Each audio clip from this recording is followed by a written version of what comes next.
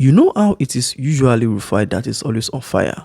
Well, not this time today. It was Dr. Reuben Abati that went off. Like, really off. He didn't hold back at all. The whole thing started because of this street renaming saga in Lagos. It's been trending everywhere, and honestly, it has got a lot of people asking, what exactly is Sanwo-Olu's government trying to do? Dr. Abati was visibly upset and went all in on the matter. And that's not even all. Over in Ghana, there is a protest going on with signs literally saying Nigerians must go. Like, what is really happening right now? Everything just did somehow. Please watch this clip for yourself and let me know what you think. Veteran entertainer and activist Charlie Boy has publicly criticized the Bariga Local Council Development Area in Lagos State for renaming the Charlie Boy bus stop after popular rapper Olamide. The Bariga LCDA, as part of a broader initiative to honor notable individuals, renamed several streets and landmarks, including changing Charlie Boy bus stop to Bado bus stop after Olumide's nickname, eliciting a flurry of reactions. Let's take a look. Ilaje Road will now be called King Sunny Ade Road. Ajidagon Street will now be called Olamide Adedeji Bado Street. That means that Charlie Boy bus stop will now be changed to Bado bus stop. No more Charlie Boy. No more Charlie Boy. Why the need for I don't no know more Charlie Boy? You will know the kind of mindset behind This is it. But you know that Charlie Boy will respond now. He Charlie did now, Boy. of course, Oh, on yeah. X.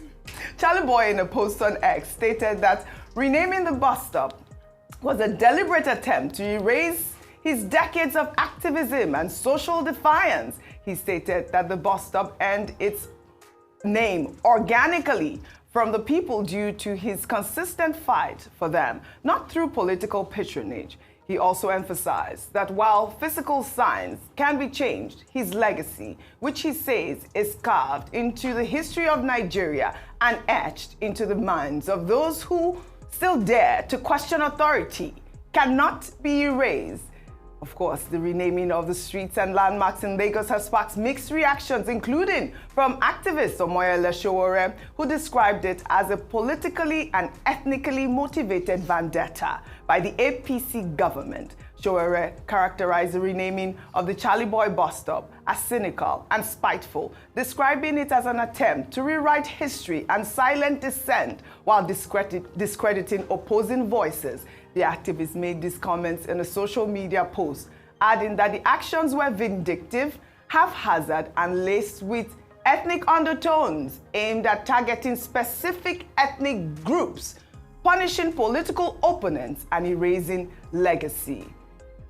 Also, human rights lawyer and senior advocate of Nigeria, Femi Falana, condemned the trend of renaming streets and bus stops in Lagos State, deeming it unconstitutional, illegal, and authoritarian.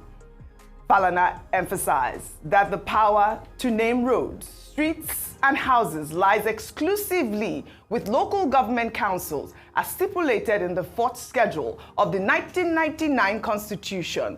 He criticized the renaming of Charlie Boy bus stop to Bado bus stop, arguing that the original name was organically given by local communities due to Charlie Boy's societal contributions.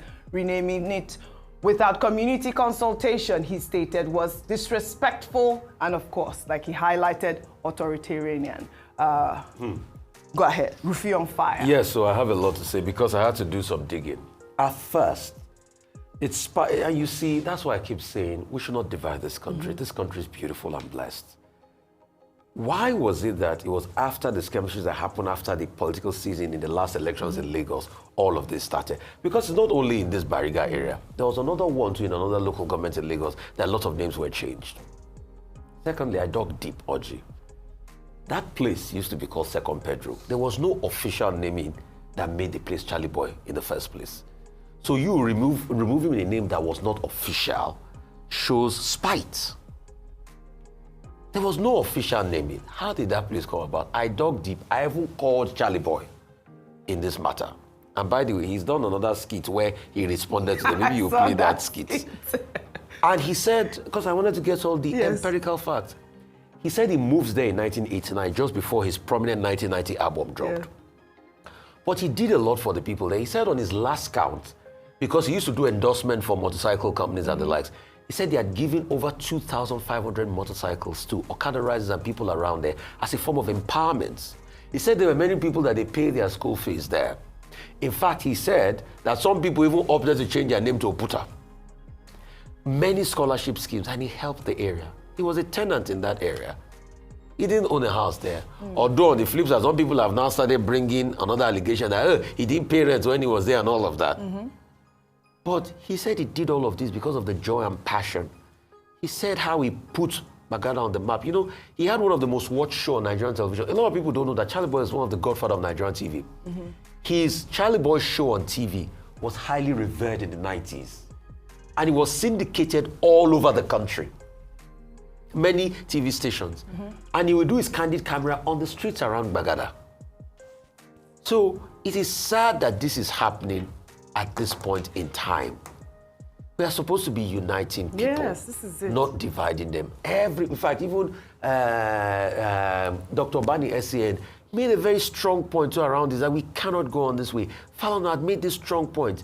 Guess what the people that renamed it, they even got DJ on the street to be telling people that you must call it Bado bus stop. For what? It will take a while. We can't build a society this way.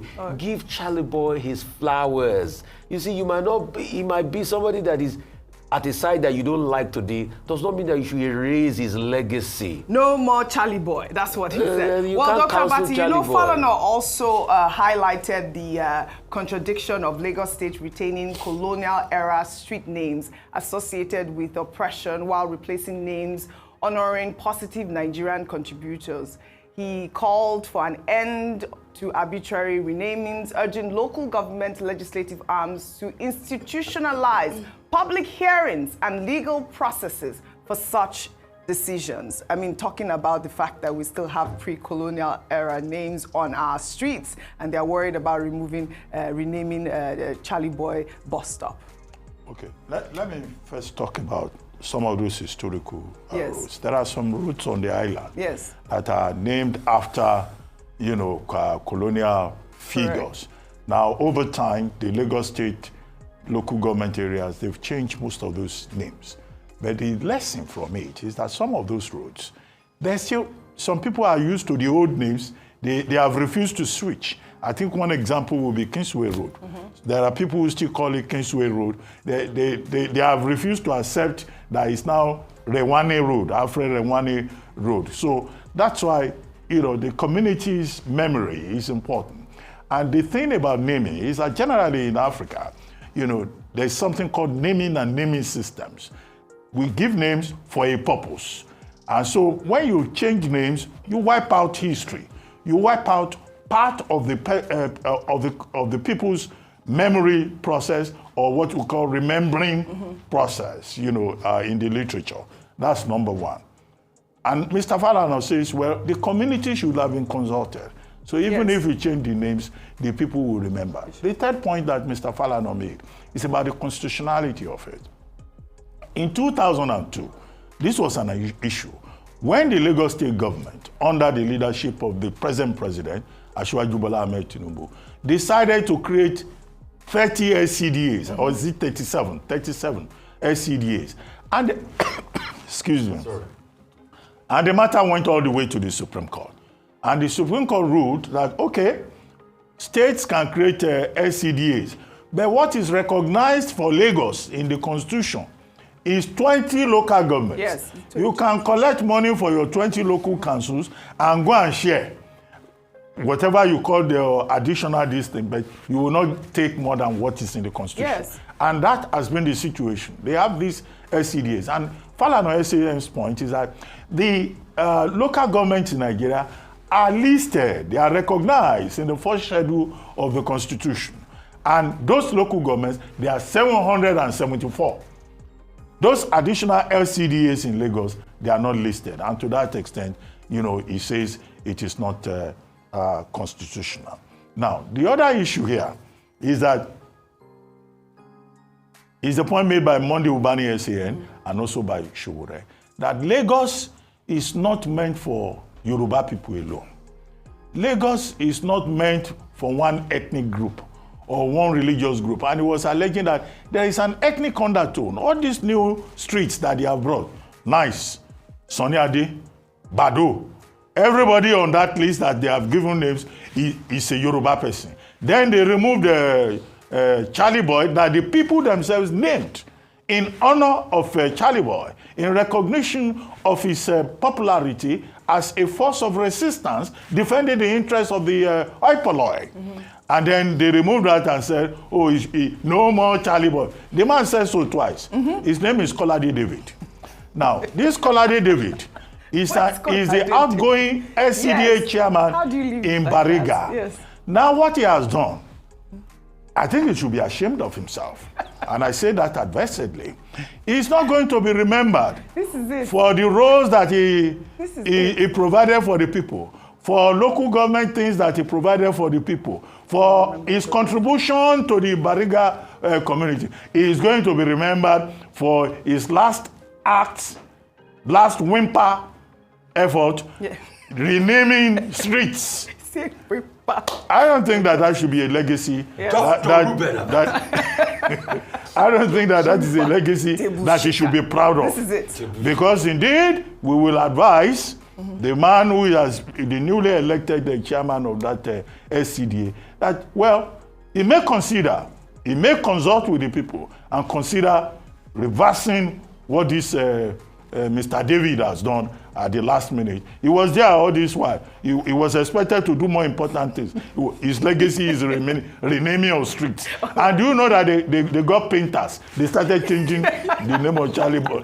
What kind of incompetence, indolence, is this? They even got DJ. It's now Olamide those streets, you. Don't call it Charlie Boy again. If you call it Charlie Boy, you will see Pepe. Unfortunate. Dr. Reuben Abati on fire. Well, all right. Well, all right. Shall we head over to Ghana now, where some Ghanaians staged a protest in Accra, the country's capital, over the weekend, demanding the immediate expulsion of Nigerians from Ghana using the slogan, "Nigerians must go." The demonstrators blamed Nigerians for rising insecurity and criminal activities in the country, expressing fears that continued Nigerian presence threatens public safety and quality of life. Let's take a look.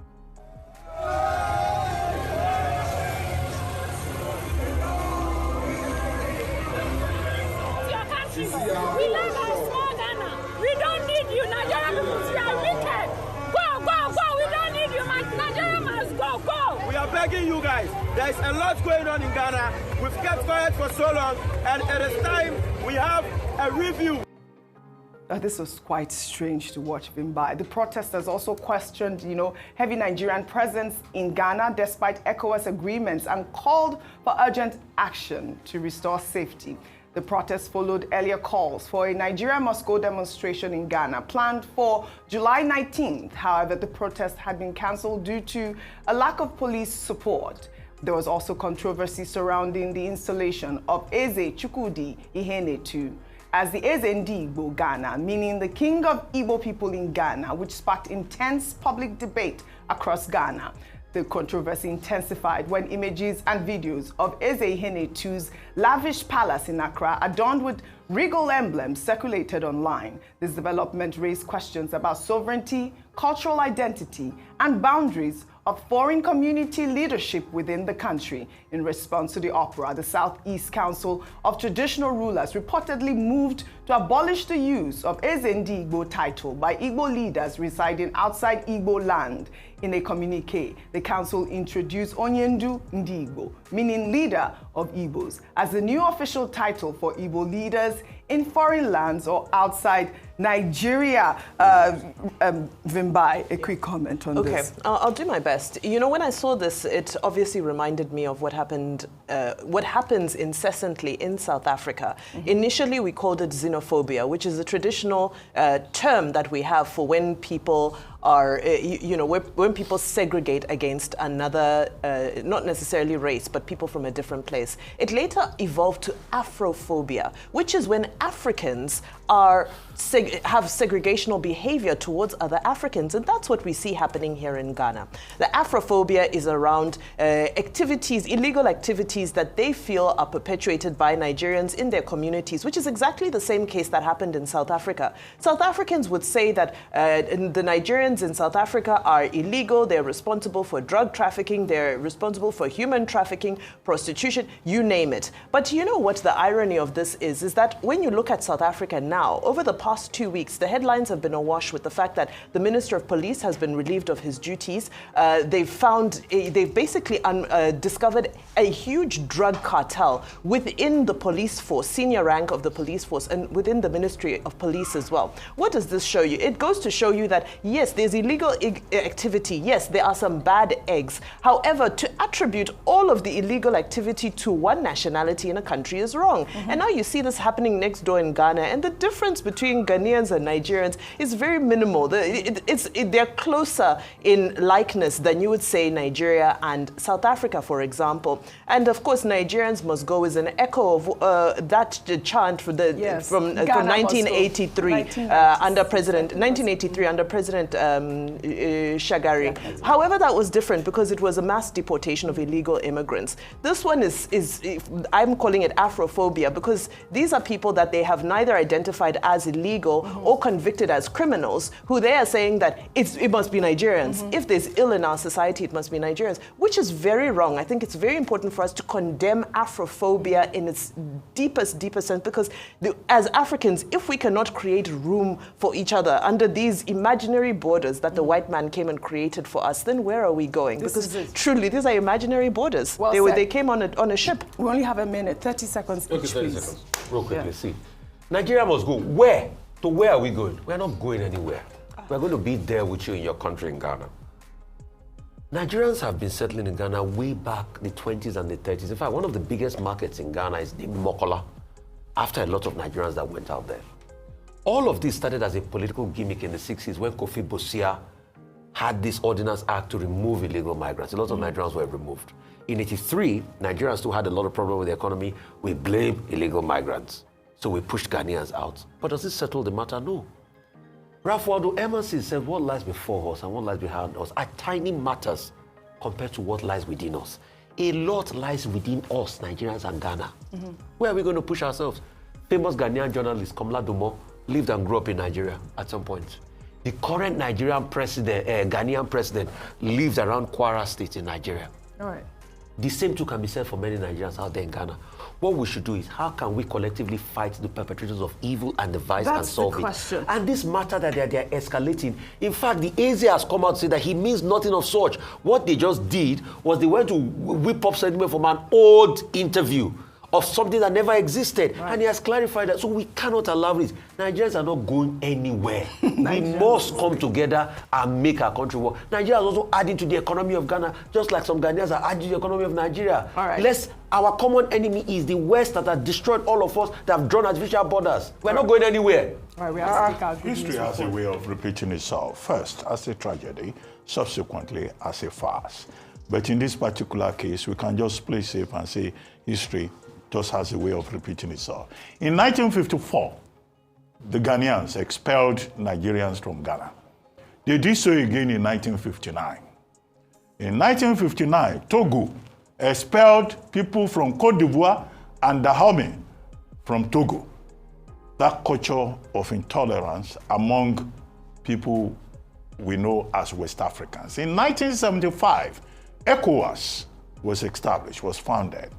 Now, part of the idea of ECOWAS is to allow the free movement of goods and services. But this has not really happened in the real sense of it, because that ideal has not really percolated to the people. In 1983, under Shehu Shagari, president at the time, there were people who were called illegal aliens. And Ghanaians were asked to leave Nigeria. Many Nigerians, Ghanaians have come here to benefit from the oil boom in Nigeria. At the time, they had economic crisis in Ghana. So that was the origin of the word Ghana must go. Yes. Now they are saying Nigeria must go.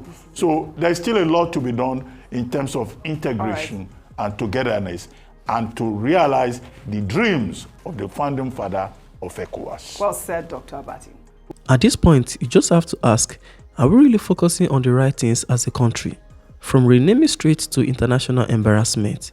It's a lot, and with everything happening, it is no longer just about Lagos. People are talking, Nigerians are reacting, and honestly, it feels like things are boiling over. Let me know your thoughts in the comments. Don't forget to like, share, and subscribe for more real updates. We are just here to say it as it is. No sugarcoating. Thanks for watching. This is Toxicity, and I'll catch you in the next one.